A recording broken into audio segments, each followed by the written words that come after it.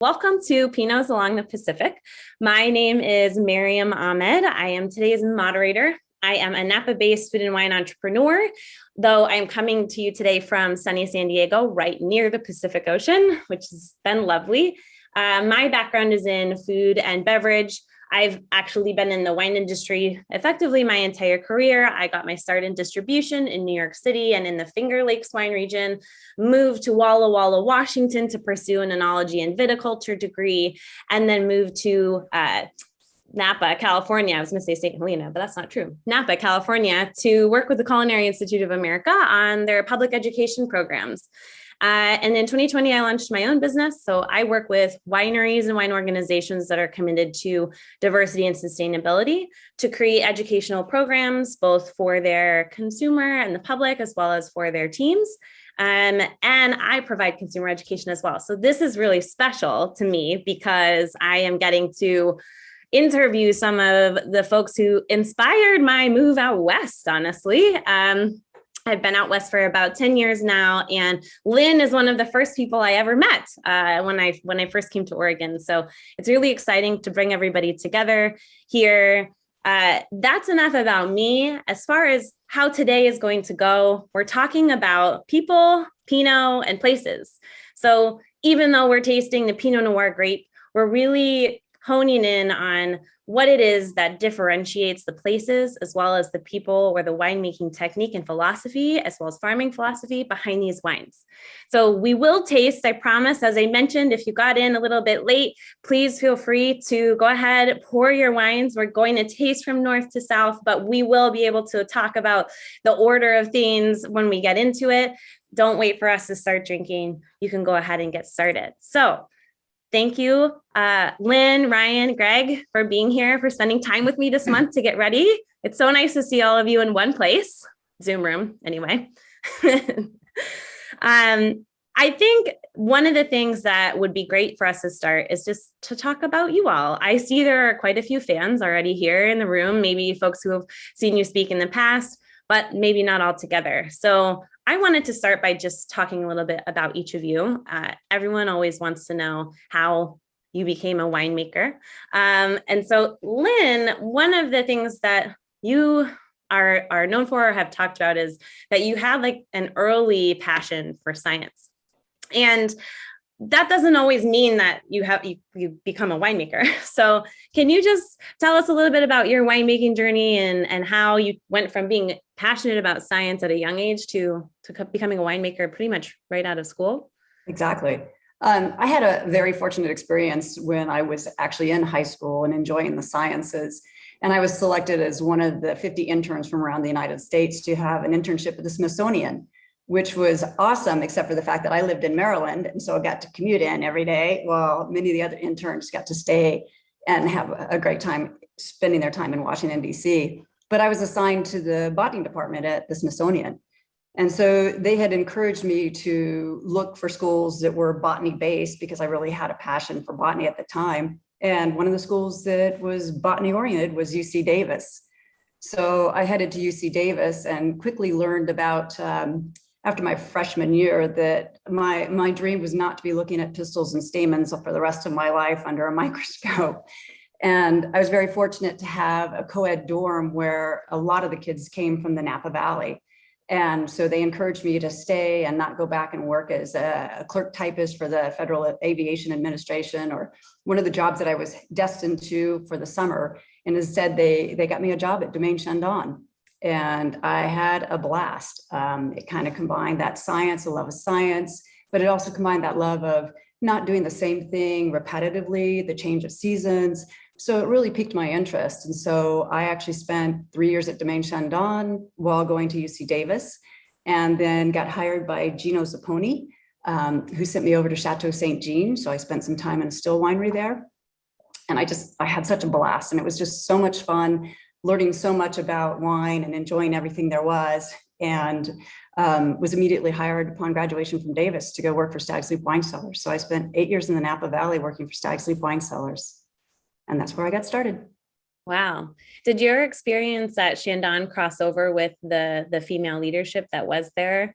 early Yes. on. Yeah. Yes. That's Yeah. really, that's amazing because obviously that was early on in Yeah. Napa, and we don't hear that story very Yeah. often. So that's Yeah. amazing. I had the pleasure of working with Donnie, and to this day, Donnie and Bill, we still communicate. So yes, indeed, it Wow. was very much an inspiration. That's amazing. Thank you. Ryan, you happened on wine by chance, which is, I think, a story not uncommon by a lot of us in wine. So will you tell us a little bit about your story? Yeah, sure. So I grew up in Wisconsin. Not a lot of wine there back in the 80s and 90s. And really, wine wasn't in my family's culture at all. It was all just, beer and brandy, which they drink a lot of in Wisconsin. And yeah, I had some things going for me in the world of skateboarding, trying to make it go out professional skateboarding. And, kind of to make that work, you need to be in California because that's kind of where the industry is centered. And my cool aunt that was in the wine industry had a couch for me to crash on for a summer in 1998. So I finished college with no real goals or direction, but knowing I just wanted to ride my skateboard and try to get sponsored and all that. And so I came out here and, of course, ran out of money. And, skateboarding really wasn't paying the bills. So I had to get a real job. So I crossed paths with a guy who ran the cellar at La Crema Winery. And he said, why don't you come work harvest? You can work a lot of overtime, make some cash. And, that just sounded appealing to me. And yeah, I just kind of jumped in, worked my first harvest and really fell in love with the process. I love the excitement of harvest. In college, I always did my papers the night before they were due. So I kind of like a little fire under me to be motivated, and harvest seemed to work really well. So that was kind of how I got started. And then as I decided to stay in the industry and just work my way up, I just crossed paths with assistant winemakers and formed some tasting groups and really started, sucking up all the information I could. So worked a couple harvests in California, went to New Zealand, worked, came back, temped around at a few different places, ended up working at a winery called Siduri for many years, launched my own label, did a bunch of stuff. Fast forward to Copan 2017, I joined the team here, and here we are. That's amazing. It's sort of like one time a winemaker, I asked a winemaker how they got into wine, and she kind of encapsulated it really well. She said, it's not a long story, but it's not a short one either. Like, there's always a kind of a winding way, and it makes sense in the end, but the whole while it's like, I don't know, this just sort of happened. But one of the things that you and I talked about, Ryan, and we're coming to Greg, but one of the things you and I talked about was the idea that a lot of like wine enthusiasts and lovers don't always realize the wine industry is a very viable industry for a career.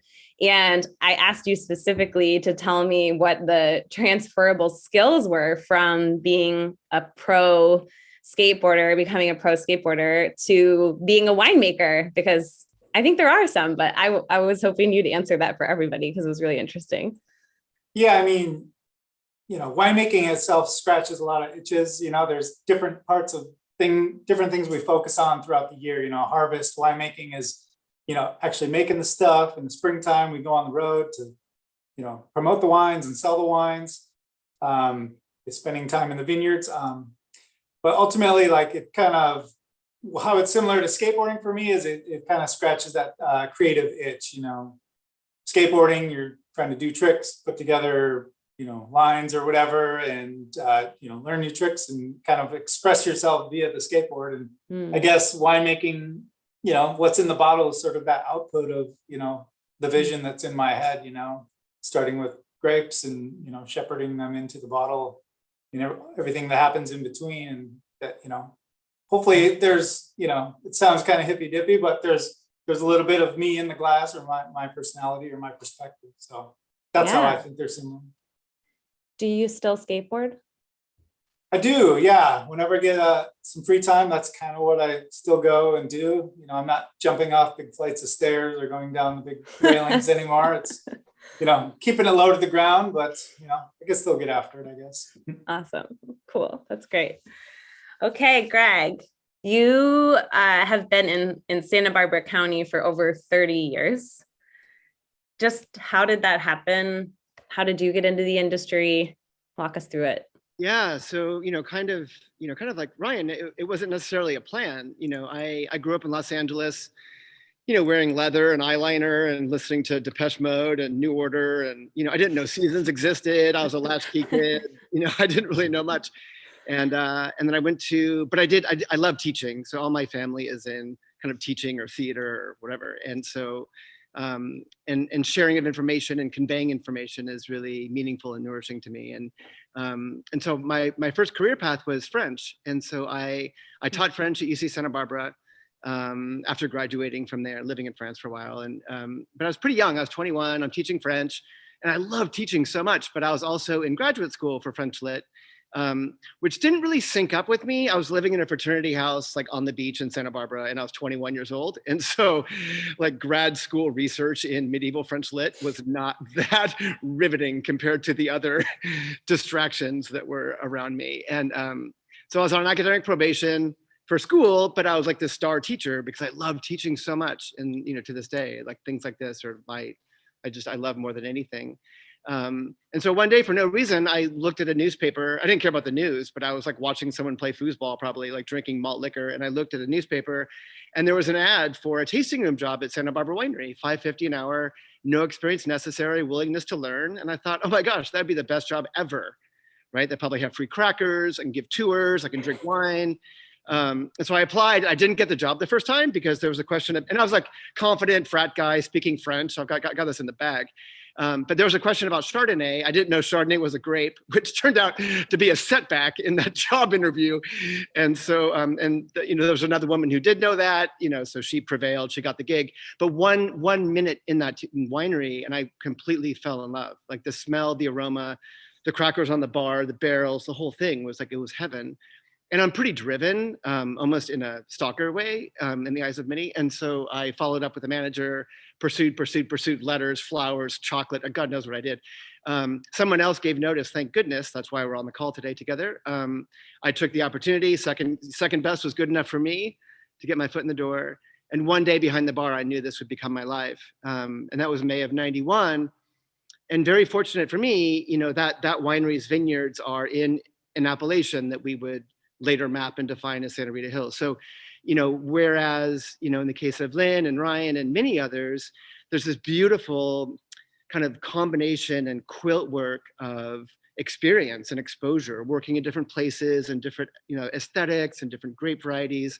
And that's the awesome way to go because you avail yourself to different opportunities and styles and things. I'm more provincial, I think, in that I've only worked on a 4-mile stretch of land here in Santa Barbara for basically 32 years now. And so it's different. It's not that it's better or worse, but it's very different. I've really put a ring on it here. And that's how I got into it. That's amazing. I think you're right. It is really unique. It's worth pointing out just to have really dedicated your life's work to a region, and to hone your craft, not only in the cellar, but in the vineyards and in a place for that long. I think you can taste it in the wine, Yeah. And I think it's interesting, I think for me, I'm asked a lot, like, how'd you pick Santa Barbara? And I didn't, I just happened to get a job here. It wasn't like a selection process.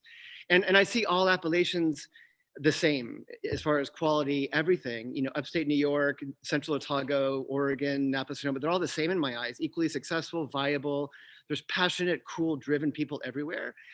I just happened to start here at 21 years old and I haven't left. And the longer I'm here, that kind of provincial protective kind of thing is kind of swelling even more so within me. And I love things from everywhere and I elect to be here, so I stress that as well. It wasn't a choice, like because of some weird, creepy superiority thing. It was simply like, this is the neighborhood and this is where I am. And here we go. Yeah. Awesome. Thank you. Thank you all for introducing yourselves, for sharing your stories. I would like to move into the grape and then quickly into the places, because as passionate as we all are, the time will go very quickly. So I wanted to talk a little bit about Pinot Noir, just from a zoomed out lens, because of course you all have made other wines besides Pinot Noir. And I think it's just important that we focus in on what makes Pinot Noir so different or distinguishes it? And actually, Ryan, if you don't mind, we're going to start with you and just, can you tell us what distinguishes Pinot Noir from other grapes that you've worked with or work with today? I guess kind of the canned answer, but I still believe it to be very true, is it's one of the most transparent grapes that truly reflects its site. You know, the dirt, the sunshine, the plants that grow around the vineyard, like all those weave their way into the wines that come from certain areas. And, I think it'll be really showcased here today, tasting wines, same grape, essentially in 3 different regions, and how different they express themselves. I mean, we all have our little style twist, but at the end of the day, you really can't fake the terroir. And also with Pinot is like, you can't really, in my mind, you can't really like puff it up and fake the wine if it's a really spectacular year. It's going to show weakness if you screw up, or if you pick too early, you pick too late, you have a bad vintage. So I really like that challenge that it's right on stage and everybody's watching, so to speak. So Pinot doesn't have a poker face. Yeah. Lynn and Greg, anything you'd like to add about the grape, specifically Pinot Noir? I think Ryan's right on. I mean, I consider it the most unforgiving grape. Having worked with Cabernet and in my earlier years, you come up here and you make a decision to say, do a whole cluster, put that extra new oak in there, and you really see that reflected in the wine. And picking decisions are so, so important with Pinot Noir, and getting it right, it's a challenge.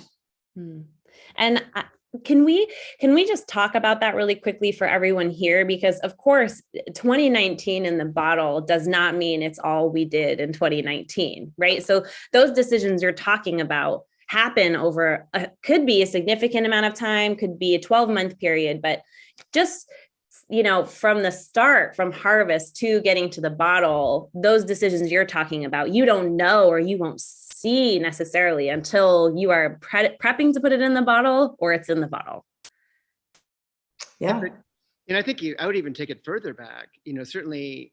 Yeah, thanks, Lynn, Greg. Using Lynn as an example, thanks, I'll use you, Lynn, there's intimacy with place, like Lynn was in Oregon forever, Rex Hill, everything, in Oregon for so long. And so there's a fundamental understanding of a place. And those years, I think I would argue, are in this wine as well. And then the development of the Penarash Estate Vineyard and those choices inform this wine. And it's interesting because you make all these choices like from way back when, and we're always doing the best we can, but then sometimes you don't really see the outcome and results of those choices until way later. And so it's a really, like Ryan touched on, the kind of humbling nature of how it's always, or Lynn did, rather, it's always different in wine. It's not like a strict science where you're just doing everything the same all the time. It's like, it's this kind of ever evolving craft, which is really something really beautiful about it. Yeah. Well, you have those long-term decisions, like you're saying, Greg, and then things happen, the weather. And I think 19 in Oregon is a perfect example of that. Everything was, stacking up to be just this amazing vintage, and we're all super excited. And then mid-September, we get, in some places up to 2 inches of rain. And, how can you even predict that or plan for that? So it's always kind of the fun last couple months of the year. Anything goes. I think actually, Lynn, that's a really great segue. So I want to talk about the place itself and move from Pinot to where it is this Pinot's coming from. I am aware that weather is not climate, but it could be cool really quickly. And I didn't tell you we were going to do this, but I would love for everyone to say what the weather was today, where you are. And so I mentioned I am near the Pacific. I am in very Southern California, and today was cloudless, bright sun all day long from sunrise to what I'm assuming will be a sunset. And it was about 63 degrees with a light breeze. Greg, what about you in Santa Rita?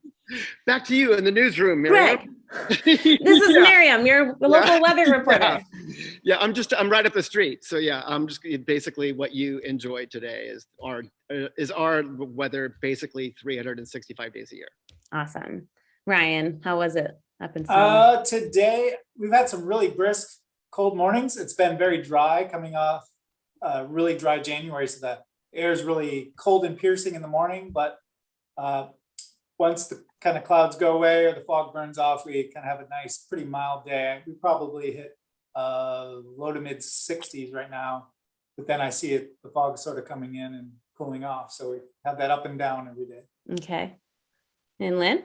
Let's see. It was approximately 32 degrees on the mountain. The snow temp was 20, but a bluebird sky.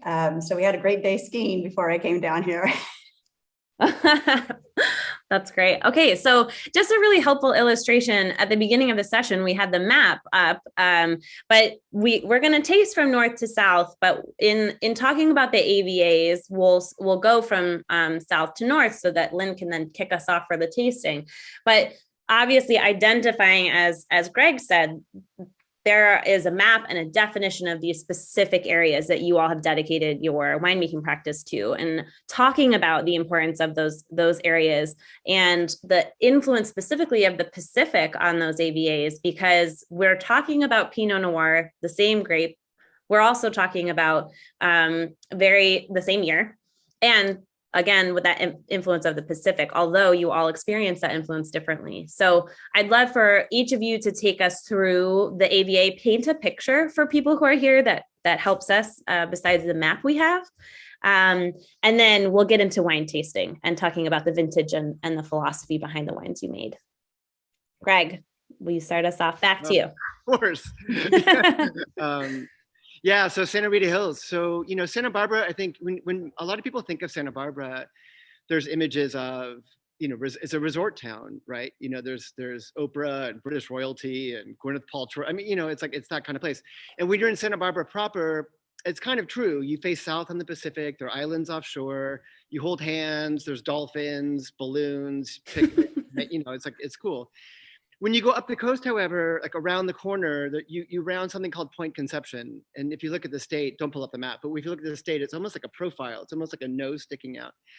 And when you round that corner, the ocean's different. It's still the Pacific, of course, but it's a more savage voice of the ocean up here. And for me, a huge body of water like an ocean, and I think everyone would probably agree, there's serenity to it, and there's also something kind of savage and unsettling and scary about an ocean. Yeah, it's no joke. And so with us, where we are, I'm at work, obviously, the ocean's like 6 or 7 miles away. And very atypically, our valley runs east to west. Okay, so normally with mountains, they go north to south, and you have lines of defense that would protect you a little bit and buffer you from that severe oceanic influence. In our case, it's like due west. It's like a big mouth, like breathing in that ocean every day. Yeah, the wind, the fog, everything else. And our soils are very empty. They're very desolate. They're very beachy here. There's sand, there's plankton fossil, and we get no rain, essentially. We get like 6 or 7 inches of rain a year, 8 inches a year. It's a joke. It's a problem in and of itself, but we don't have, in 32 years of doing this for a living, I've never needed to pick because of rain. I've never had to deal with that adversity at all. And so that's atypical to have a predictable climate that's linked to a cool one, because that body of water keeps everything very, very tempered and very, very static and very, very, very predictable. Greg, thanks. There is a question in the chat too. So since you're starting and we still have 2 more to go, if there's any challenges within the AVA that you face in a typical vintage? No, not really. I mean, the lack of rain's a bummer, but that's we have to deal with that, and we always have, and so we're kind of accustomed to that. And then mildew can be an issue too. It's foggy, so we need to be aware of that. I mean, that can really bite you.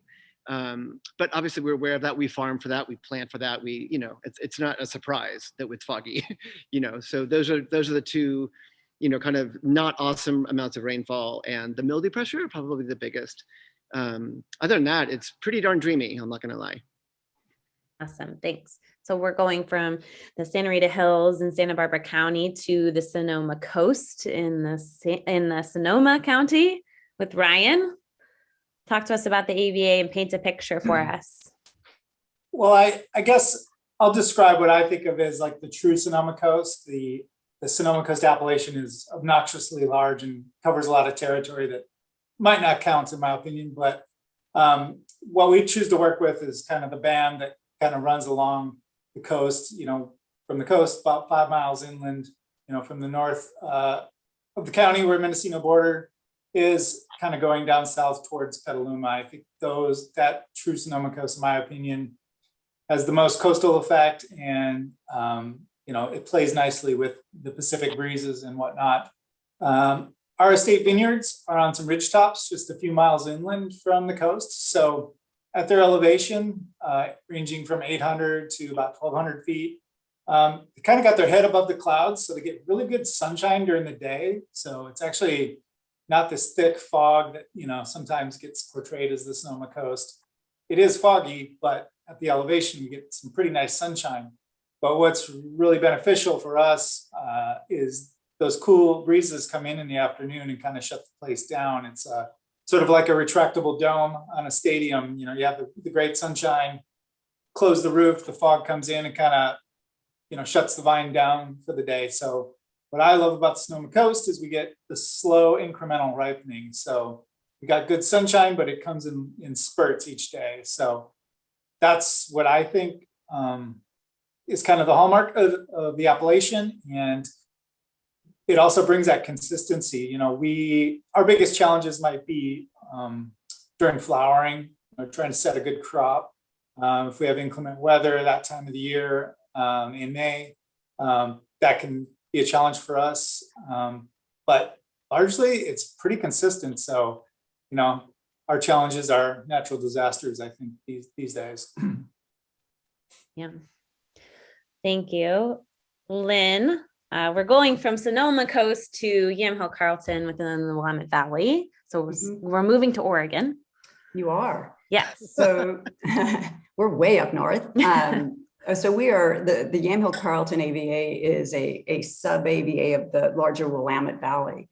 And the Willamette Valley, as Greg mentioned, we have the Coast Range, and we also have the Cascade Range running basically north to south. And the Willamette Valley is within those two ranges. And it's about 170 miles long and about 23 to 35 miles wide. And that's predominantly where the bulk of the Pinot Noir in Oregon is grown. And for us, our vineyard site is up in the Yamhill Carlton AVA, which is kind of the north end of the Willamette Valley. And we're very fortunate because we too are on a hillside. In Oregon, we can't really plant things below, say, 500-ish, or I should say 350 feet, because we have cool winds that come in from that coast impact that then build up a frost line. And so to protect our fruit from the frost, we actually plant on hillsides so that cold air flows downhill and we don't have to do any kind of mechanical frost protection. Our AVA is ensconced such that we have the coastal range protecting it from a lot of the coastal influence, but we also have the Chehalem Mountain, which is also an AVA, and the Dundee Hills, which is another AVA. And those two hills, mountains, protect us from some of the colder weather that comes from eastern Oregon, which can also be kind of problematic for us in that it can get very, very cold in the winter. And we've had vine death due to extreme cold blowing in from the Columbia River Gorge. And so the Yamhill Carlton AVA is this unique little AVA. It's about 2,300 acres or so that is very much protected from a lot of the weather influences in Oregon. And so the soils there are some of the oldest. There are some sedimentary soils, and they have, I think they might be actually the oldest soils there. We're fortunate because our property actually has some jori or basalt soils also. So we have this really nice mixture of soils. So we're challenged more by the cool, wet weather in the spring, which causes set problems and also increases the mildew pressure. And if we get through that phase and actually get good fruit set, then we all cross our fingers that it doesn't rain much after that, because Oregon is known for having torrential rains come in around September 15th, which is traditionally about the same time we all want to start picking our vineyard sites. And so we have more of an issue with botrytis. We have to pre-plan. You always have that question from your growers. Do you want me to put a botrytis spray on? And you're just like, oh, I really don't want to, but you have no idea what's going to be happening in the last 6-8 weeks of the year, which it typically does get wet in Oregon. And I know you were talking about climate change and all these good things. And that is one issue in Oregon that we're seeing, is that we're actually harvesting slightly earlier because the weather has increased in temperature somewhat. So we've started moving our pick dates up. So we're not getting impacted as much by those winter storms or fall storms that come in and can influence our decisions in needing to pick. 19 was kind of an anomaly after many, many years of very dry falls, where we actually did see some rain in mid-September, which caused some hysteria, but we all managed to do quite well getting through it. Thank you. And I think actually that's a perfect segue, Lynn, for us to start with your 2019 estate vineyard, Pinot Noir. And you're addressing existing challenge with that vintage. So all the winemakers are going to taste all the wines, and we're all going to talk about the wines.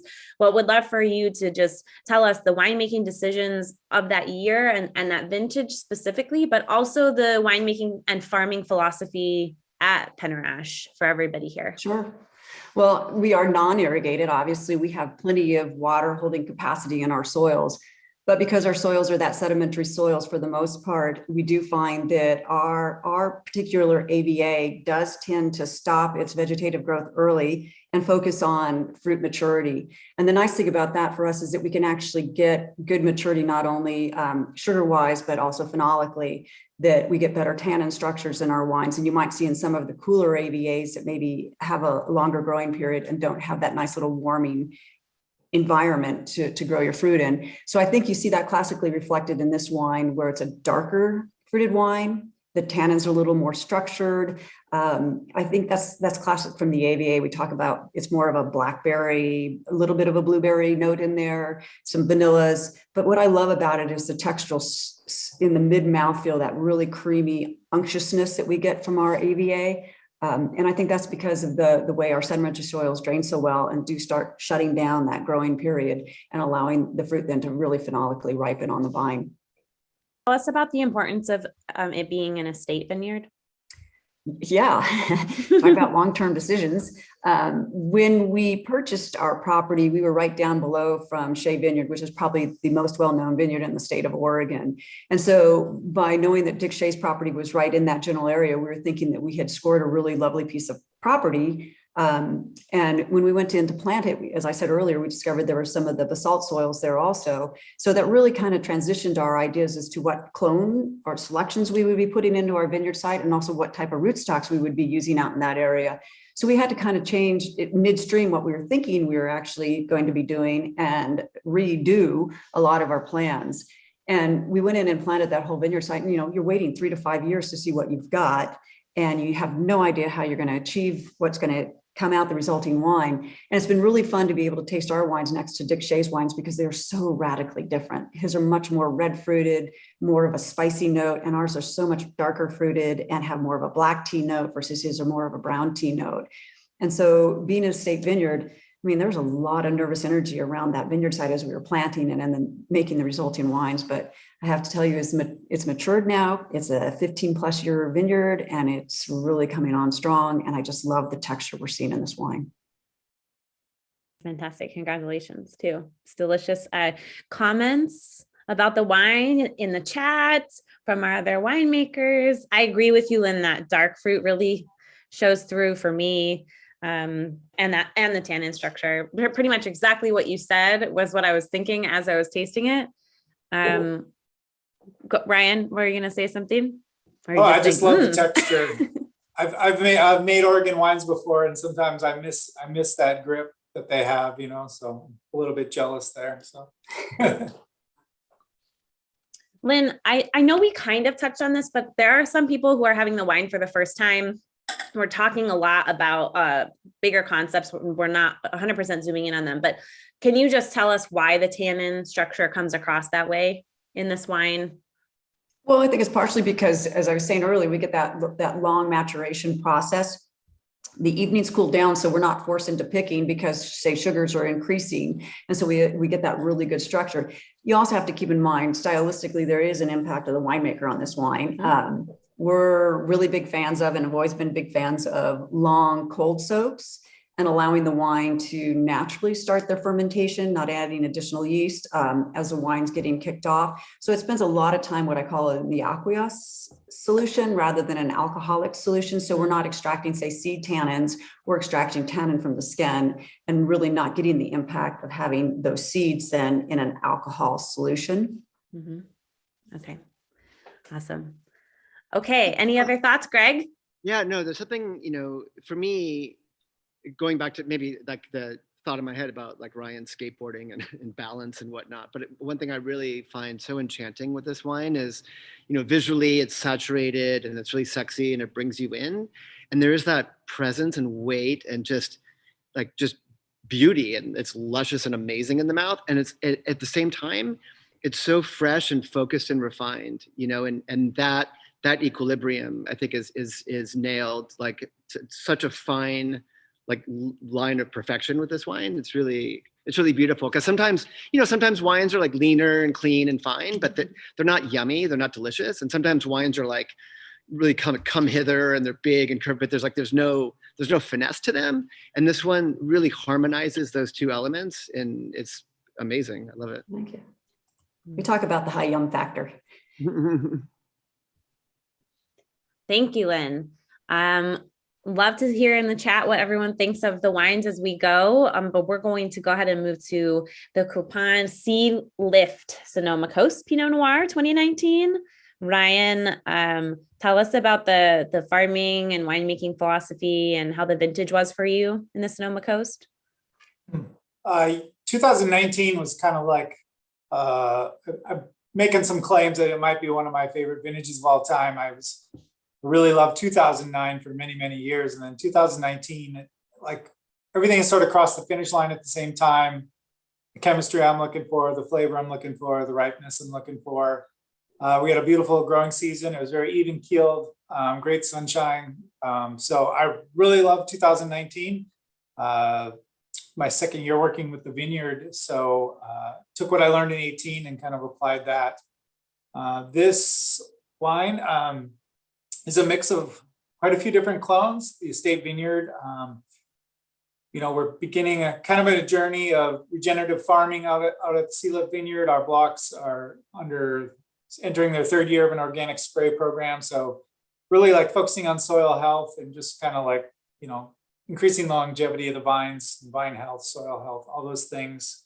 As far as in the wine making goes, the cellar, we're not doing a lot. The point of Copan is to, have the wines reflect the place they're grown, where the grapes are grown. So all native ferments, not adding any commercial yeast.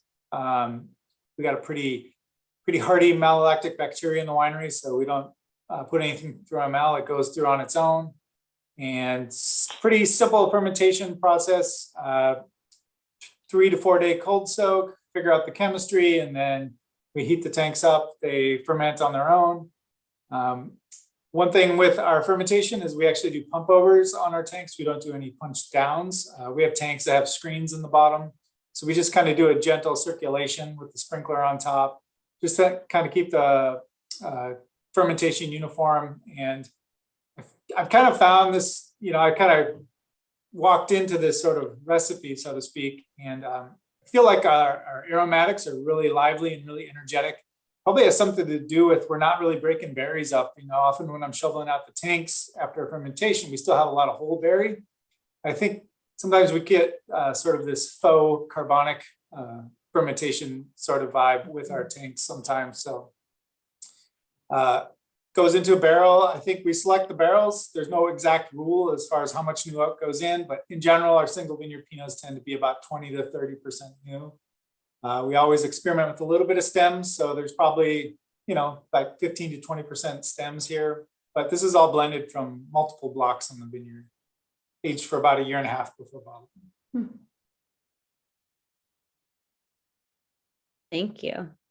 Okay, Greg, moving to you to Santa Rita Hills, Pinot Noir 2019. What about the vintage? Are we doing other comments on Ryan's wine? Oh, let's do it. I'm sorry. Let's do it. I got excited to try another wine. You're right. I'm sorry, Ryan. I didn't mean to burn you like that. It's all good. Okay, go ahead, Greg. Are you eager to make a comment? Yeah. This wine's so beautiful. Well, I love that area. My mom used to live up in Sea Ranch, and there's something very like primitive and like up there. It's like rugged country up there, and I think this wine demonstrates it so well. There's something very pristine. Like it feels windy. It feels like precise. It feels energetic that way, if that makes sense. And I love that they captured that spirit of that appellation and transmitted it through the wine. I mean, I think that was very, very successfully executed. It's beautiful. Yeah, thank you. I think the challenge out there, I guess, is the picking decision is your ripeness can get out of control really fast. So I'm like maybe making the pick call when the grapes are a little bit al dente. So by the time I round up the team to harvest, we hopefully achieve the perfect ripeness. But yeah, like the challenge for me is to retain that snap and energy in the final wine, Sonoma Coast can be really fruit driven, and the reason we use stems is to kind of help build a little bit more backbone, because Sonoma Coast wines could be a little glossy, a little too shiny and round if you don't give them a little structure. So yeah. I see Lynn has to make a lighting adjustment really quick, but she did have a comment about the wine, Ryan. So as soon as her blinds are adjusted, we'll have her jump in. But being Napa based, there is this really beautiful distinction that comes from the Sonoma Coast wines. And I do think, like Greg said it well, you captured like the kinetic energy of the wind. Like there's really good tension in the wine that makes it really exciting to drink on its own, but to also pair it with food. Okay, Lynn, were you going to add a comment about the wine? Oh, I was sorry. I'm having sun issues right now. I just love the purity and freshness of the fruit on this wine, the focus. And when you said something about carbonic, like my question was, is there a whole cluster in here? Because it was just such a pure and freshness to the wine that really struck me. Well, thank you, Lynn. Okay. Thanks for the awesome comments. It makes me feel warm and fuzzy. I got goosebumps over here. Okay. There's a question in the chat about how you decide which clones will do well within the AVAs. And I know we are going to move and taste Greg's wine, but I just thought while we're talking about winemaking philosophy and farming philosophy, maybe we could just touch on that really quickly as people enjoy wine 1 and 2, and we'll move to Greg's wine after. Does anyone want to weigh in on that question? Well, I think, Oregon for me, having now, I'm going on my 37th vintage up here. You learn by experience by quite a bit. And we're very fortunate to have a lot of the Dijon clones came into Oregon first, thanks to David Adelsheim, bringing a lot of that clonal material in. And so I love selecting clones based on the soils that we're working with. And so having worked with hundreds of different vineyard sites, it's been really, really fun to zero in on the particular clones that I think really work well with those different soil types. Yeah, I think to add to that even further, I think, sometimes with wines, people want like immediate answers. And I think sometimes it's like, oh, which is better, which is a different thing. And I think with clones, for me anyway, it's like, what's the goal? Like, what's the aesthetic? What are you after? Because when we, with the vineyards that we planted at Brewer Clifton, they're very bespoke to our eventual aesthetic wine-wise, and so I think it just kind of depends on what people are after. It's like, it's like what material you're going to use. It kind of depends on what the outfit's going to be. And I think that's sometimes overlooked. When it comes to clonal discourse, and I think it's super, super important because the clones can be very disparate stylistically. Mm-hmm. Okay, awesome. Thank you. Greg, we have a question about Ryan's wine real quick before we move to Brewer Clifton. Ryan, we have a question about heating the tanks. So a winemaking decision that you're making. Can you talk about why it is that needs to happen, and then what that means for the wine or in the cellar? Yeah, real quickly, if anyone's looking to get me a birthday gift, I think I need curtains for my office. The sun is just like just bugging me. But anyway, sorry for the glare over here. It's not my glow. But could you repeat the question? Yeah. Okay, so we're talking about winemaking philosophy, yes. and you mentioned heating the tanks. So so what does that mean? Yeast activity, microbial activity, it tends to like it over 65 degrees Fahrenheit. Below that, when we're doing a cold soak, that kind of inhibits any activity. So we have the ability to warm our tanks up because they have jackets on them where we can run warm glycol through them. And yeah, it kind of gives us a little bit of control of the fermentation, keeps the temperatures from getting too out of hand, because if your temperatures get too high, then yeast can burn out. It can kind of turn your fermentation, can turn it into a reduction, like where, you get over extracted flavors perhaps, or unhealthy yeast population cause the wines to kind of be stinky, and then you got to manage that. So just try to have a nice even keeled mild temperatures, not too cold, not too hot in general. This is an example of wine making decision. So this is something that as winemakers we're deciding if this needs to be done and how, that it's something that each winemaker could decide differently if they wanted to. Oh, for sure. I think I know some winemakers who want to burn their fermentations as hot as hell. And that's what they think that works for them. And then I know winemakers that do really long cold ferments that take months and months, and Yeah, right. So winemaking style decision for sure.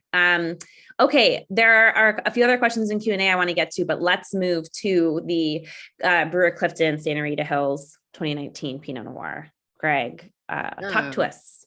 Yeah, so here's Brewer Clifton. So Brewer Clifton is a winery. We started in '96 with $12,000, and so we purchased a couple tons of fruit, and we borrowed a little fermenter and 10 used barrels, and off we went. And then starting in 2005, things went pretty well for us over the course of 20 odd years, and then or 10 years, I guess. And then we started a farming company, we started leasing vineyards, and we started planting vineyards. And so now fast forward to this era, and it's all estate, going back to Lynn's thing. Our estate is spread out over 3 different parcels at this point, along the same highway. They're like 4 miles apart, but they're separate ranches. And this is an assembly of everything coming off of those ranches. So we do all of our ferments in little stainless steel bins. They're 4 feet by 4 feet. This is a combination of probably 120 different little fermentations. And then, 2 things that are not unique and not even, certainly not rare and not even super, super unique, but this wine is overwhelmingly fermented as whole clusters. I don't do the math, but I don't 80%, 90, a lot. And so, and then ultimately, about 45 days in fermenter, which is pretty lengthy. And then it goes down to all neutral barrels. The barrels are usually 15 to 25 years old. Some of the barrels that raised this wine held our first vintages, and they've never left the building or wherever we've been. And so working within this aesthetic of neutrality is a priority of ours. And STEM inclusion has always been a priority of ours. And the reason for that is that we've always done it and we never change. So that's one dogmatic reason to stick with stems, come hell or high water. And then kind of, aesthetically, I think Santa Rita, it's a crazy, super long growing season here, and the fruit intensity is very strong. And the wines, I think, start out very circular. And I'm sure everyone on this call probably have had Santa Rita Pinots that are very, very dark and very lush and very curvy and sensual and beautiful. And that's great. And we kind of start with that potential, I guess. And the stems act almost like a corset. It tends to cinch up the fruit a little bit. It kind of brightens it. It keeps it more primitive to me, more primal, more elementary in a lot of ways. And so with this wine too, I would encourage people to be thinking about the aromatics. If there's like a tea-like kind of vibe or dried herb kind of thing, hopefully nothing that's leading the show, but a quieter, like, oh, what's going on there? And then on the mouth, the architecture in this wine is predominantly found from the stem's participation in the system.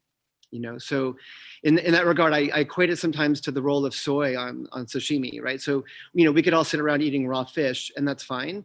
But after a few bites, I would argue that raw fish is like, okay, I've had a lot of raw fish. Now we all post up at a sushi bar, yeah, and someone's staring us down with a bandana and some sharp knives. And what's coming to us, what happens before that fish comes our way? That little brush of soy, right? And the bristles on the brush, the temperature of the soy, the provenance of the soy, the direction of the stroke, the pressure on the flesh of the fish, everything matters. But that soy is rendering that system more savory. And so that the soy to that sashimi is the same relationship in my eyes as the stems to the fruit system that we have here, because of the clones we employ, because of how we farm, and we pick relatively ripe. We pick maybe not deceivingly and not in a deception, I'm tricking you lame way, but this wine presents itself, I think, tighter and leaner than actually the volume and horsepower that's stuffed in there, hopefully discreetly. Winemaker comments? I love it. I love how the fruit and the spiciness and all that's woven together on this. It's like wildly aromatic, but it's not all fruit. You know what I mean? I like that. There's that umami. There's that the savoriness. It's kind of what seals the deal on it. And I think that's really cool that you go neutral with the barrels, because it really 100% showcases the vine, the vineyards. So. I'm not sure a corset could contain this wine. It seems like for me, there was so much going on. I was just looking at kind of the layers of fruit and spice, and, there's a little bit of tea and there's an earthiness to there. I just found it like very, very intriguing and kind of in a way a little bit wild. And so I'm thinking a corset, I don't know if you can contain it. Thanks, Lynn. I feel like it emanates like countryside.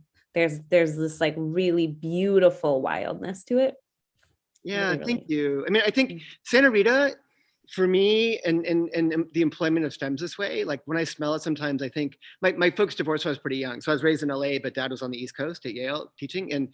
And I'd visit him in Connecticut in the summertime. He was, LA kid, going over. And I remember walking down to the beach and like wild berry bushes in New England.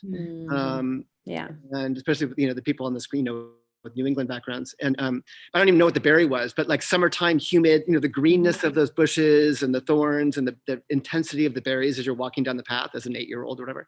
And sometimes I'm transported back to that. That's what I meant by primary and elementary and kind of fundamental about, I think, Santa Rita. And then with whole cluster things, I mean, they can totally backfire. I mean, whole cluster can be such a nightmare. And it's not for the faint of heart, I guess. It's like blowfish or raw chicken or something. But for me, the risk.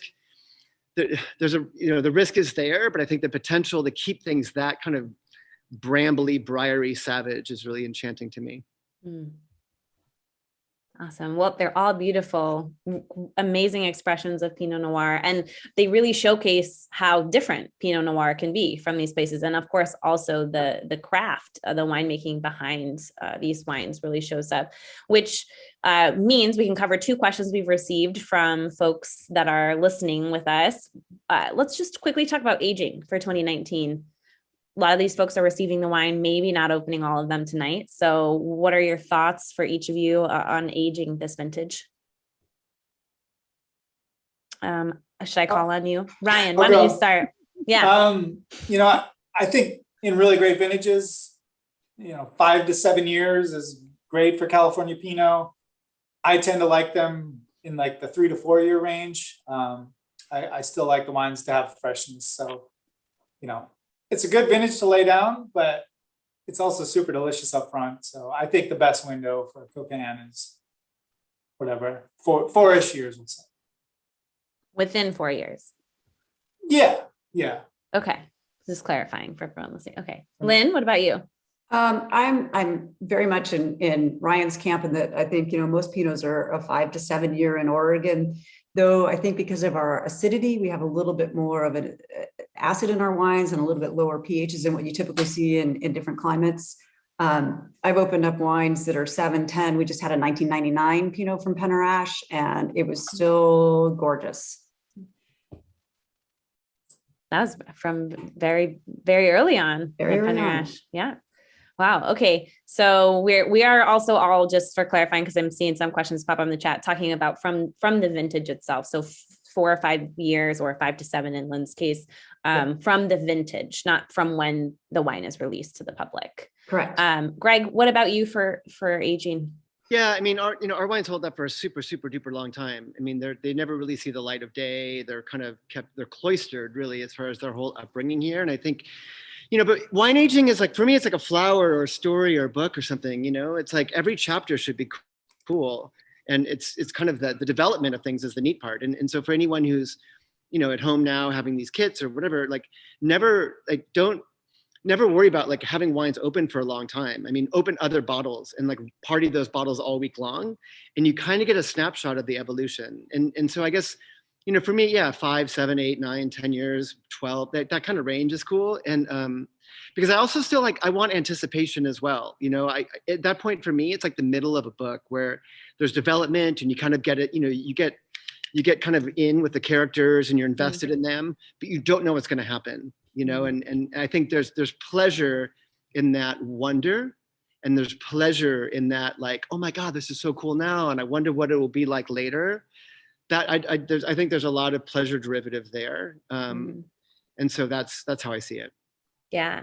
I love the idea of when you're opening a wine, you're meeting that wine at whatever point its life it's in, is it in its early 20s? Is it, has it had some time to learn and gain wisdom, et cetera? Like, it's always really fun to think about wine with that personality element too. Yeah, and every stage is cool, right? Just totally. It's like the wise old person kind of on their deathbed, or the spastic teenager that's making mistakes. Like, everyone's cool. It's just the evolution, the storyline is kind of intrigue.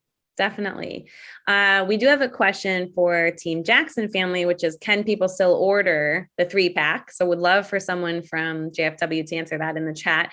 And then Greg, your whole cluster approach, are you pretty much always leaning into whole cluster as a winemaking philosophy year to year? Yeah, for 27 years now. Yeah, we always have. It's, I say 80, 90%. I mean, it's pretty hardcore to do it to the extent we do at this scale. But that's all we know how to do, really. But the whole place is built from sites to planting to clones to farming to every leaf thinning. Everything is with the goal of being able to work that way.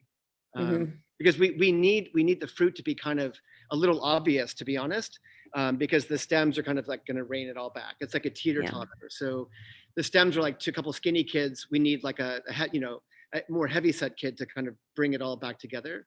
But yeah, we've always been that way, and it's kind of our style, if you will. Great. Yeah. Okay. Awesome.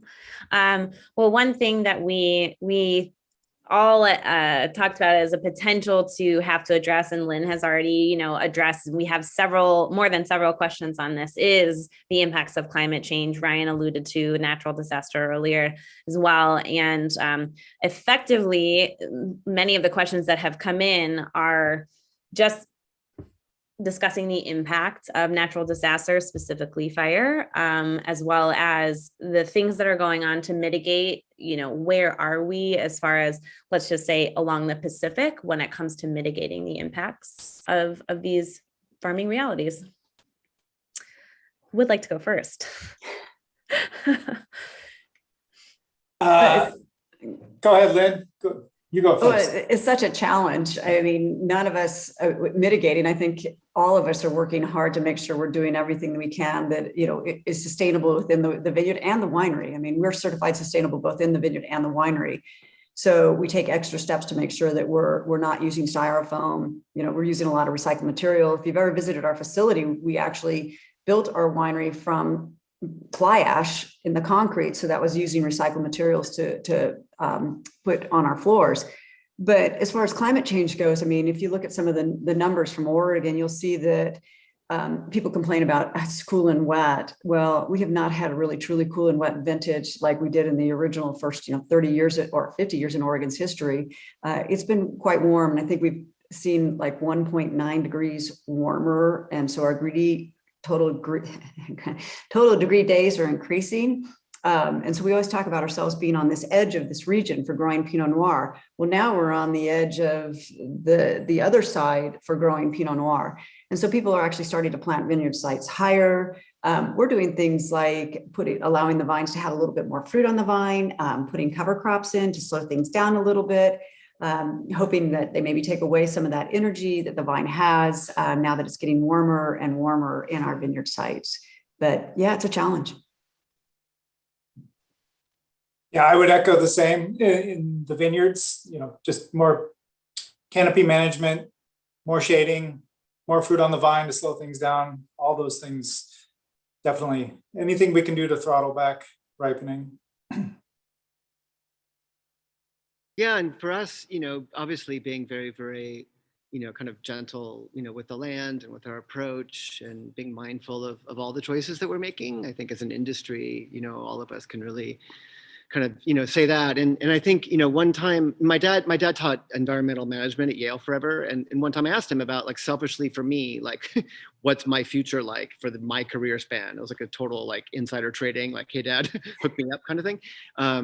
And he said, it's not like it's better, but he said, because the Pacific where we are is so cold and it's a massive body of very influential kind of, climate, if you will, weather, it will slow down some of the more, erratic kind of swings that climate change is known for.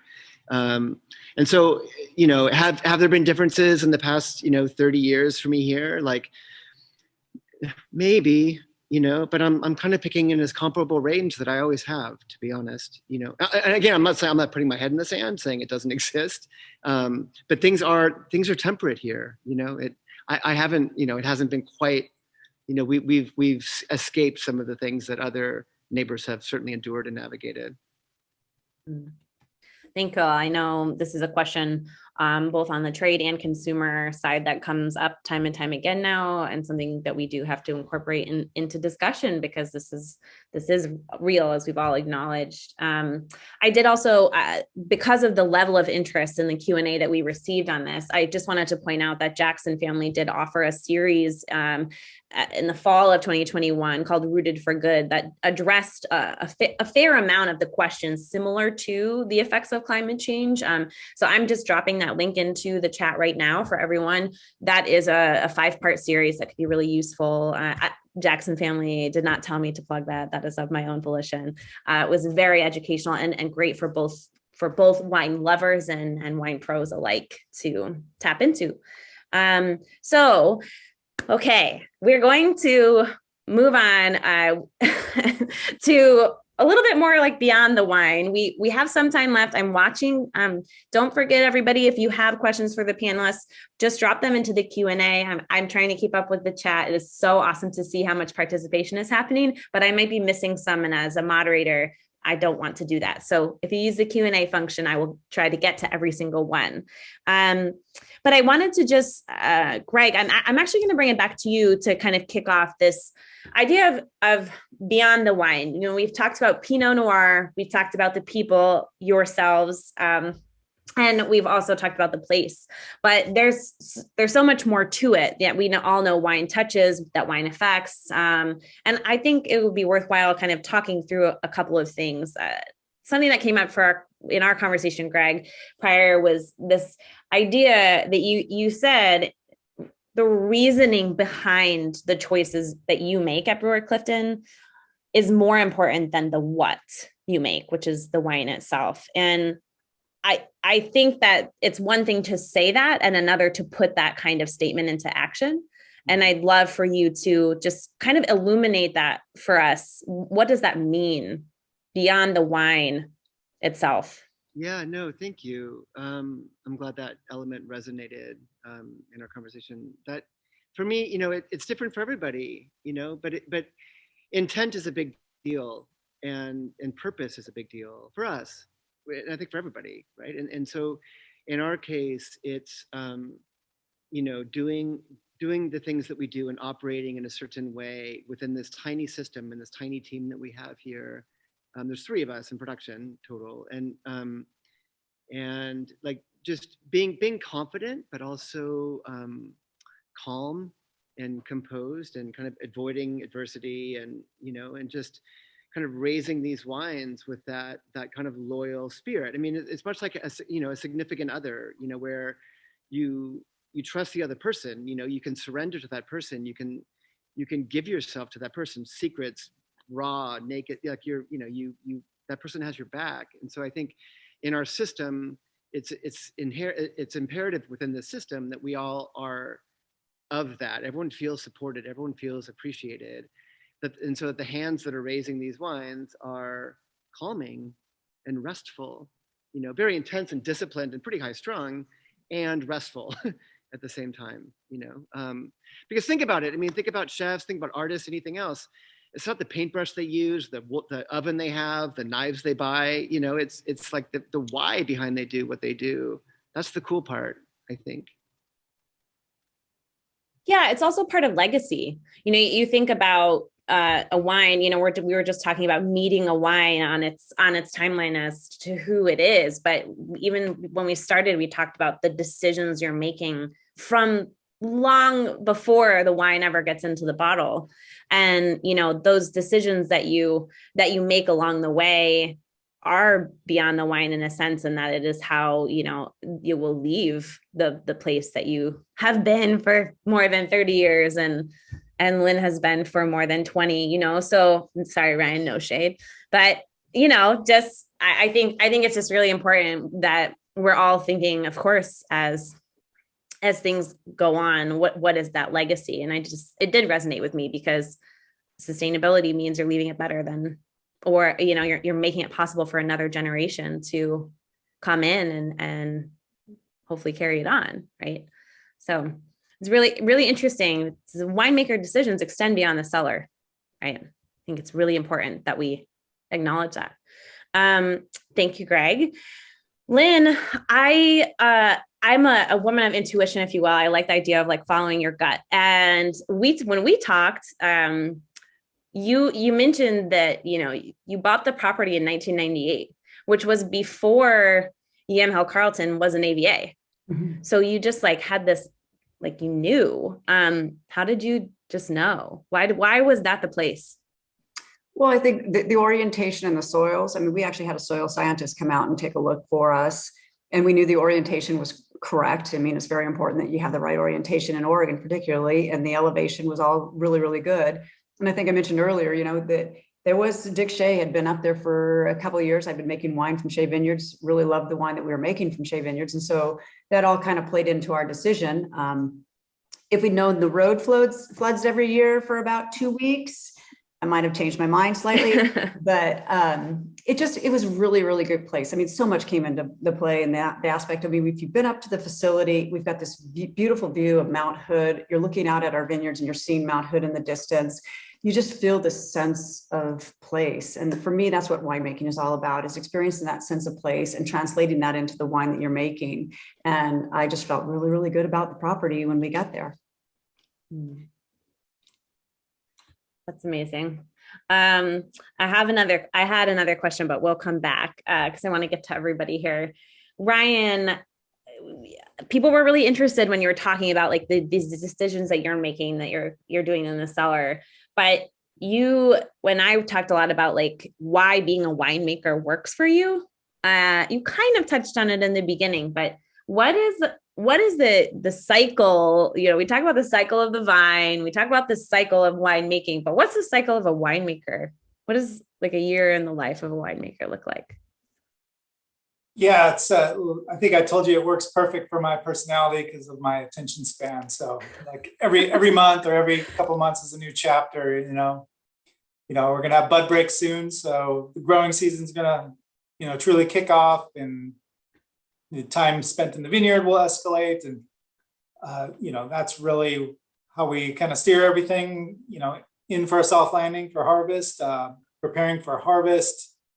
The mechanics, the fixing the gear, fixing the equipment. The summertime is spent, time in the vineyard and getting your winery all lined up, hiring all your interns and staff. I really love the people in the wine industry too. Every year we have a new cast of people that are interested in winemaking and interested in learning, and I really cherish those relationships. So building the team is really part of our summer. Obviously, the fall is when we're making the stuff. After harvest, we're start to really assess what we've done. So November, December, January, we're tasting through our barrels and kind of seeing how we did, right? What mistakes did we make? What are our successes? And then, we'll get into January, and then we'll start bottling our wines and from the previous vintage.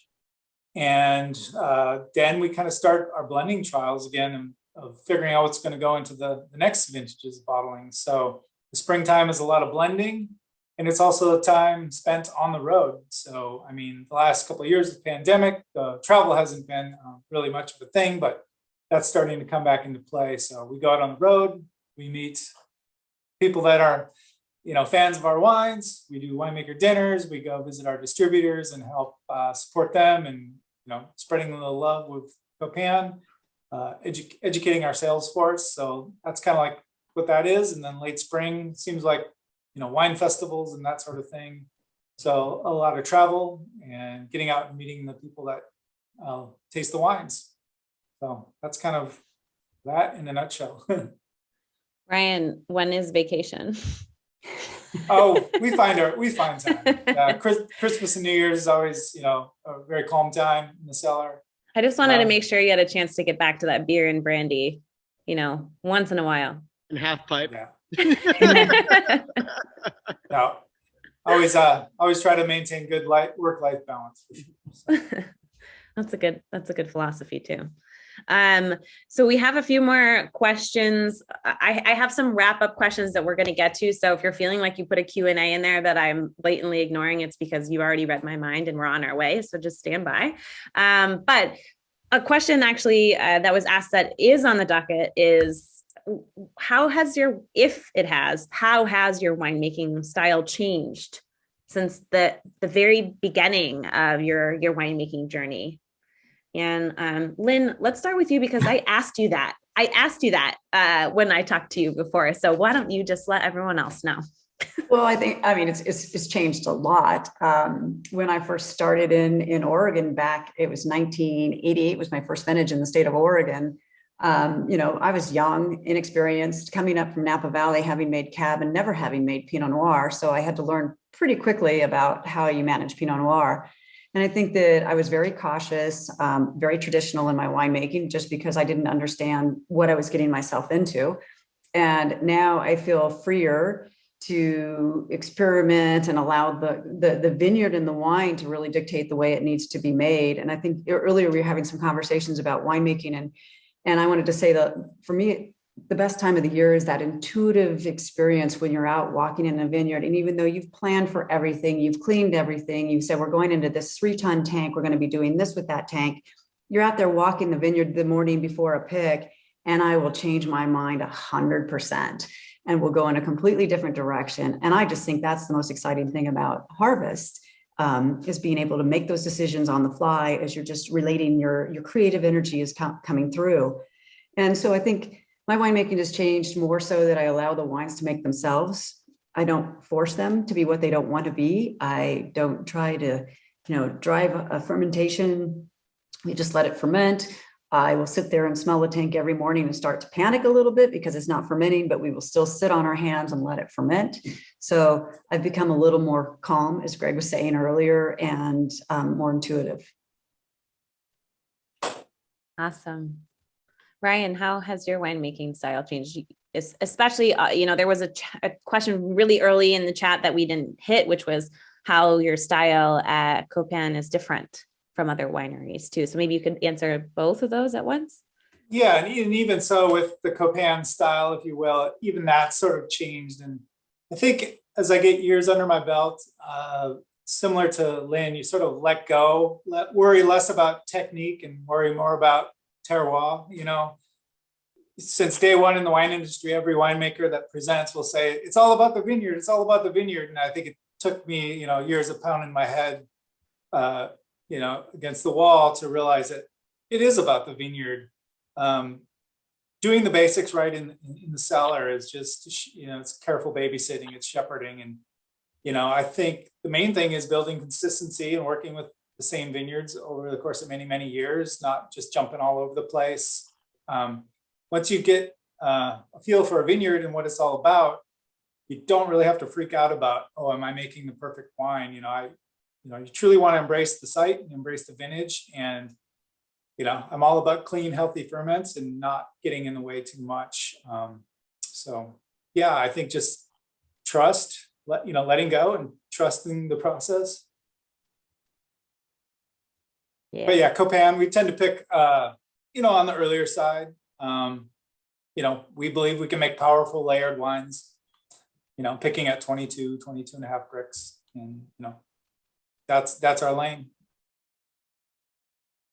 Which actually does answer a question that's in the chat about how is it that the Northern California wine has less alcohol than the Southern California.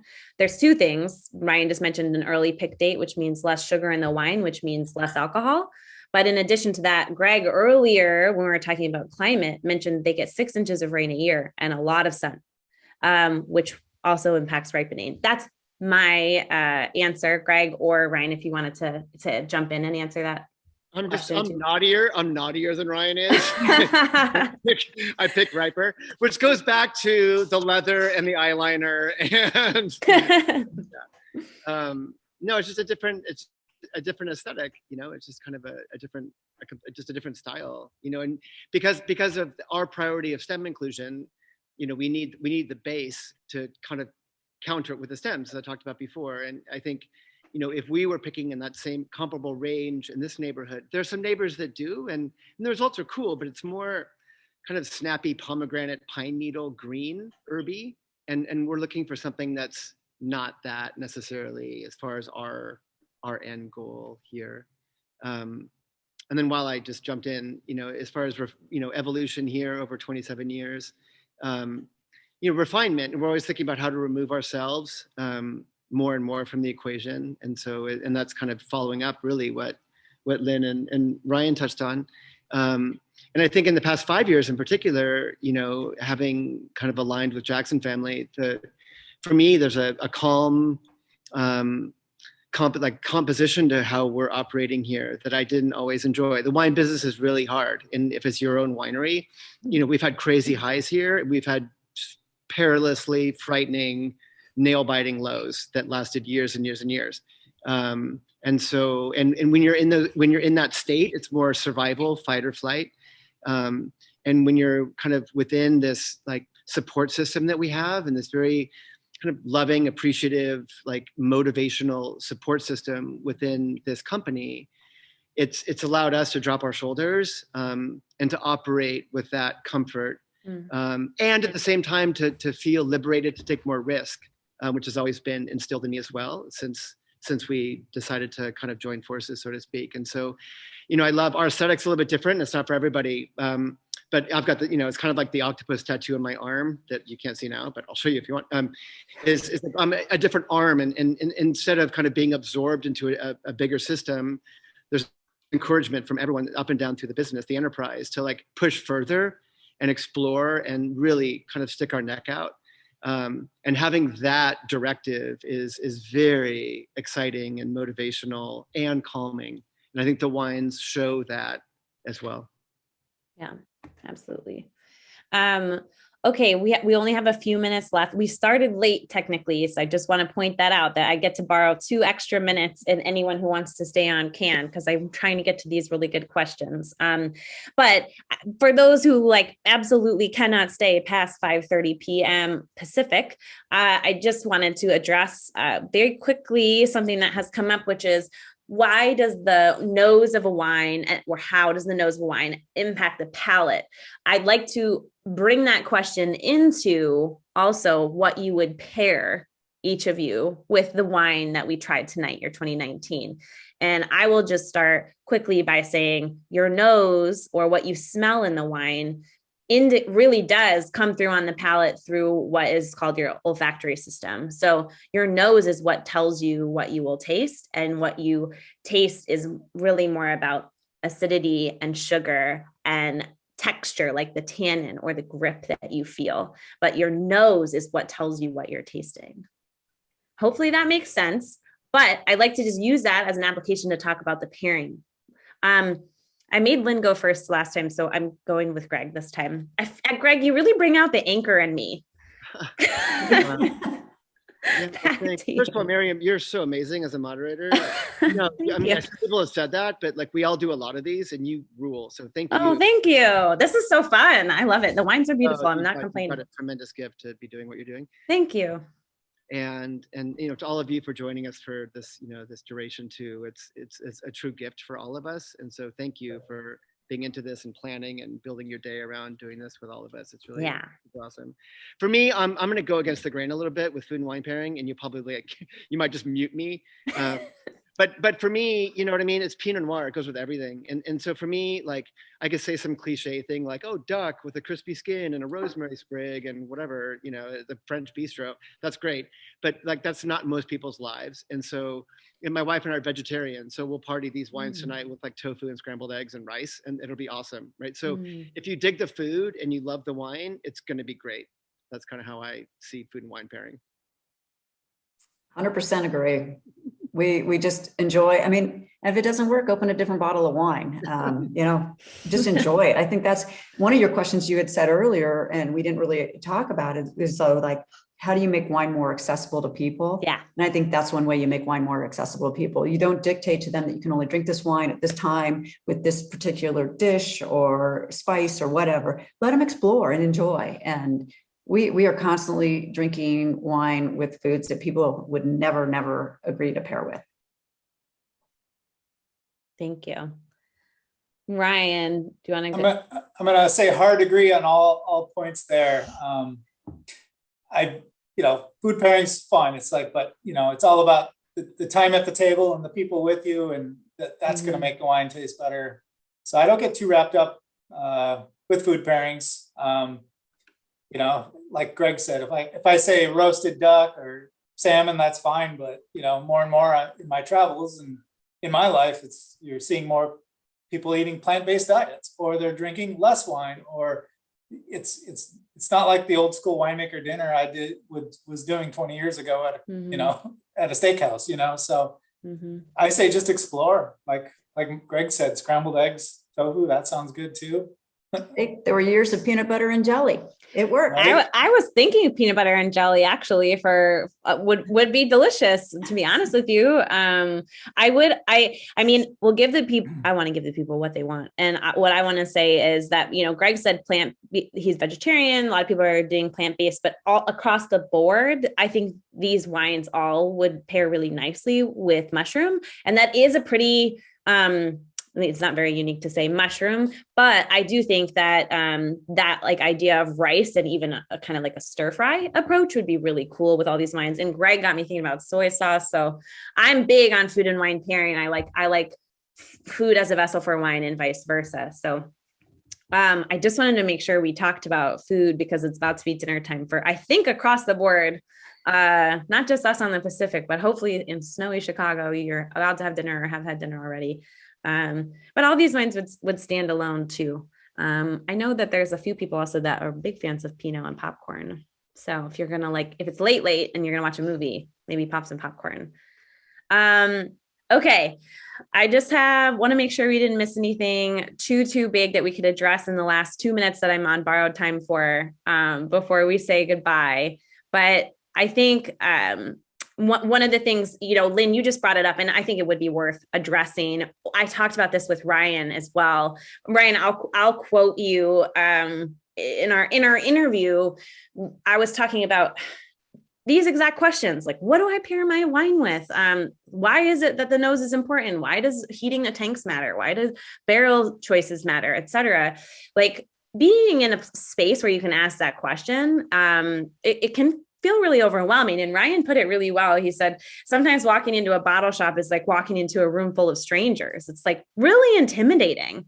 And I would hope anyway, I will sort of defend many independent bottle shops that exist. I would hope that if you can not just source from the wineries themselves, which is of course a wonderful way to discover wines and also the people behind them, but you find a local shop that you can ask these questions to, that you would be able to really create a newfound relationship with how you pick the wines, and feeling less intimidated by them. But I would offer an example that I told Ryan.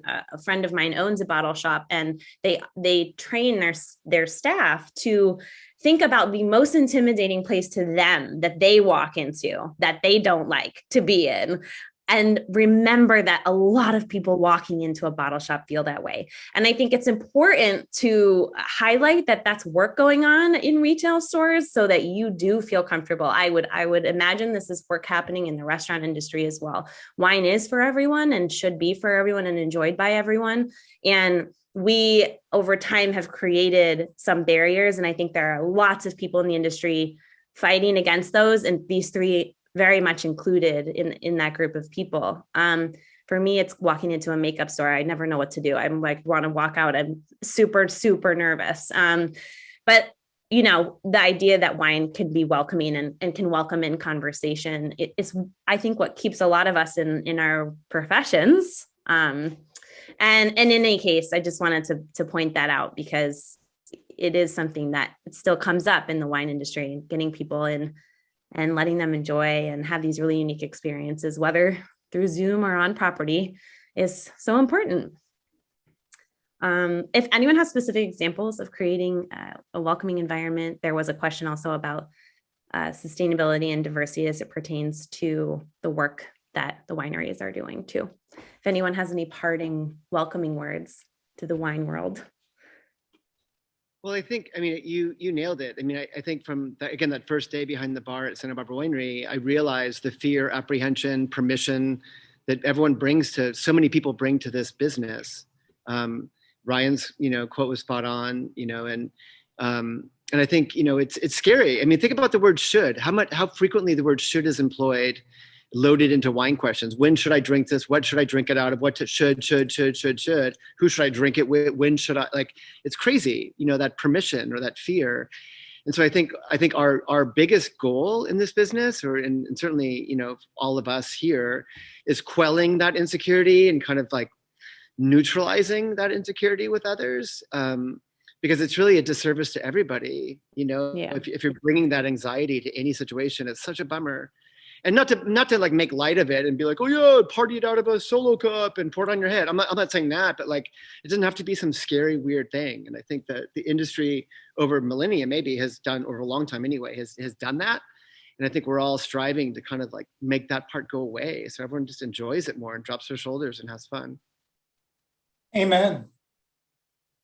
Absolutely. On that note, should we all go enjoy some wine?